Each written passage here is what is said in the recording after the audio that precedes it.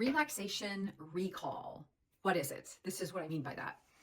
So sometimes when people are triggered by traumatic events, and by the way, it doesn't have to be the same traumatic event, it just has to be the same thought, often a lie, or the same feeling that comes up, and that's a trigger. Okay. So what you want to do is that your brain has a recall of that trauma. Okay. And that's why it can bring it up really quick. So what you want to do to combat the triggers is you want to give your brain some recall memory of being relaxed. So you can listen to guided meditations, and I sell guided meditations, by the way, in my Stand store in my link. I also have a full course on mindfulness if you're interested in that. And there's some freebies there too. But listening to guided meditations is one way.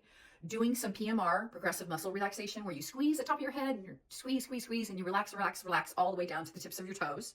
You can also use a heating pad, or there's even rocks that you can heat and lay, and then you're concentrating on that.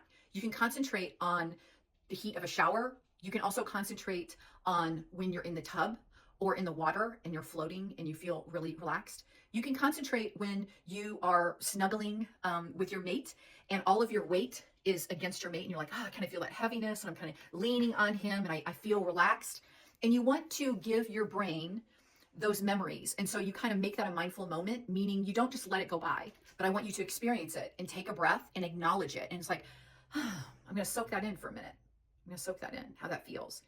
That way, when you are triggered, your brain will have something in that file cabinet because it's got a lot of shit in the other file cabinet that has to do with your trauma, right? But now you want to give it another drawer, okay, that it can open. And it has this beautiful memory recall of all these times that you have been relaxed. Because despite you being triggered, I want you to be able to tell your body that I can give my body permission to relax despite me being triggered, despite me being upset, right? Despite this, I give my body permission to relax.